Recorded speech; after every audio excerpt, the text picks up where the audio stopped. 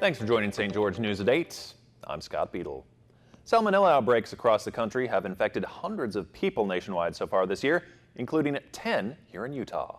The CDC reports that currently there's a multi-state outbreak of Salmonella, about 8 different outbreaks altogether. Now there are some in Utah, 10 reported cases in northern Utah, but nothing yet in our part of the state. But because people enjoy backyard chickens, and that's what's involved here is domesticated poultry, it's good to be aware that that can be a primary source of Salmonella. Usually this bacteria, Salmonella, can be harmful if humans get it inside their body. Usually that's through your mouth.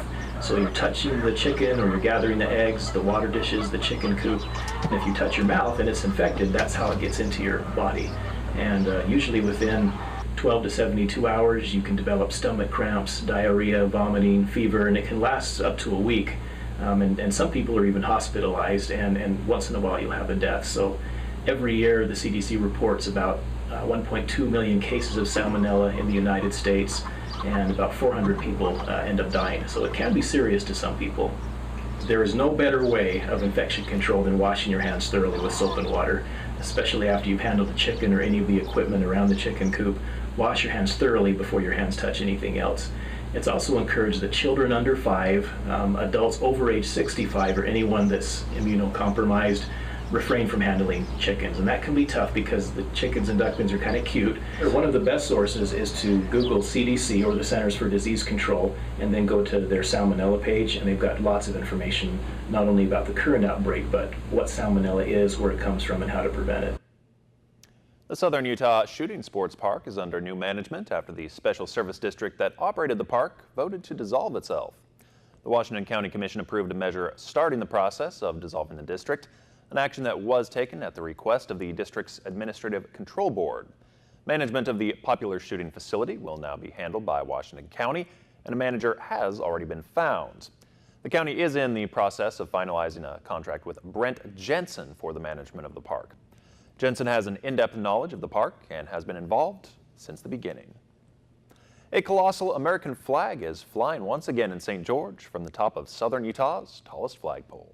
In this case, we have a 150-foot flagpole, which is going to be a real beacon-like feature for the community, and a very big flag that will go on it. And so that's simply what we wanted to do, was to make sure that we dotted our I's and crossed our T's, and that everything was good. The contractor didn't realize that they needed to get a conditional use permit, and so I think that was true. It was just an innocent mistake on their part. We're going to need to clarify our ordinance a little bit so that it's crystal clear that here's what's required and when, and then that'll make it easier for the next time someone comes in for a higher than 35-foot flagpole or other structure. Well, I think it'll be great to have the flag so large right along I-15.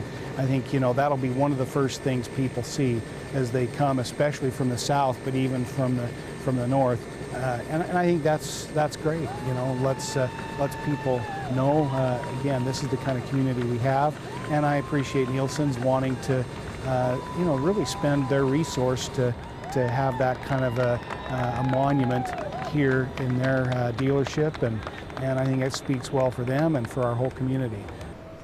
Oh, say, can you see by the dawn's early light what so proudly we hailed at the twilight's last gleam, whose broad stripes and bright stars through the perilous fight o'er the ramparts we won were so gallantly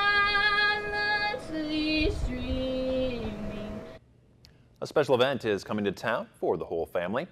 The Dixie, Arizona Strip Interpretive Association, with partnering land management agencies, will host an event at Tuacan Center for the Arts Saturday as part of National Get Outdoors Day, or GO Day. The 10th annual event encourages healthy, active outdoor fun. Partners will offer opportunities for families to experience traditional and non-traditional types of outdoor activities. Primary goals for the day are reaching first-time visitors to public lands and reconnecting youth to the great outdoors. Chief Meteorologist Chris Summers has your Southern Utah forecast right after this.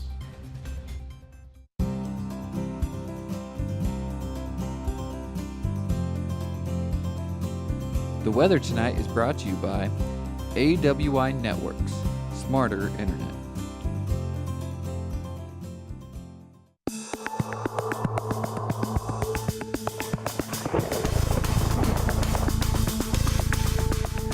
And welcome back, everyone. A happy Friday to us. Another red flag warning in effect as we head into the weekend. Dry conditions, very windy conditions, and hot weather continuing across the area, producing some very dangerous conditions as far as fire go. That's why that red flag warning is in effect as we head into not only tomorrow, but into the weekend on Sunday and even into early next week. You're going to see a little bit cooler temperatures arrive, but those winds are really going to pick up here as we head through the next couple of days. Those gusty winds will continue across southern Utah. Here's a look at our wind gusts here today, as high as 40 miles per hour in most areas here late this afternoon, as those gusts will continue out of the southwest. And those southwest winds will continue to bring those hot temperatures as we made it back into the upper 90s to near 100 once again late this afternoon here in parts of southern Utah. Now, 87 degrees was a high today up in Cedar City, but 96 degrees in Hurricane, 97 degrees in St. George, 102 in Mesquite, and 99 degrees in Las Vegas late this afternoon. Now for tonight, we'll fall back into the upper 50s around Cedar City. Everyone else the upper 60s with mainly clear skies and southeast winds at about 5 to 10 miles per hour. So overnight the winds will die down, but gust right back up as we head into your Saturday. And so around Cedar City, temperatures make it back into the mid 80s. We'll go for a high of 84 by 5 o'clock in the afternoon with those west-southwest winds as high as 30 miles per hour. And as you get to St. George and much of southern Utah, we'll get into the low 90s, so not quite as warm as today, but still going to see those gusty winds. Southwest winds will continue to gust as high as 40 miles per hour in some areas as high temperatures reach 94 in St. George. So what else can we expect to see in the next couple of days? Well, a full day of sunshine, but again, very windy in the afternoon. Now, the winds may die down a little bit on Sunday, and we'll see temperatures still stay in the low 90s, though, even Sunday afternoon. But a big cool down on Monday as temperature drop back into the upper 70s to low 80s in much of southern Utah. But that's only going to be short-lived for 1 or 2 days. By the middle part, end part of next week, could be back in the triple digits in most areas. So here's what it looks like on our surface map for your Saturday. Again, that very hot weather moves a little bit further to our east, but still keeping that windy weather in our forecast. But you can see to our north and west a little bit of cooler weather moving back into parts of Nevada, even all the way back into parts of Southern California. And that will eventually get here by Monday. Unfortunately, not going to last that long, but could see at least temperatures get back closer to average as you get to early next week. Here's your highs for your Saturday. 84 degrees Cedar City, sunny, breezy, and pleasant. Gusts as high as 30 miles per hour. 94 degrees a high in St. George. Could be 98 down in Mesquite and Littlefield. As you get to the afternoon hours of your Saturday, begin still seeing those gusty winds. And your 7-day forecast for Cedar City. Hey, look at that, upper 60s returning to the area on Monday, but then we get right back into the mid 70s to even upper 80s by early or middle part of next week. Now for St. George and southern Utah, around 90 on your Sunday, but then upper 70s return as we get to Monday. Only going to last that 1 day though, because by Tuesday back in the upper 80s, then the 90s return Wednesday, and yeah, 100-degree temperatures back by late next week. So you got to really enjoy that Monday as the temperatures are going to take a little bit of a break anyway from this heat and dry weather early in our work week. Well, you know, it's been a while since we've seen the 70 on the top line there, hasn't it? We kind of got to enjoy that, that's for sure. But this weekend is going to be definitely a windy one, a hot one, and a dry one, much like we've been seeing all this week. But yeah, look forward to Monday when temperatures really take a little bit of a dip there for us for at least 1 day. Nice break. That will be a nice break, that's for sure. Thanks, Chris. We'll be back right after this.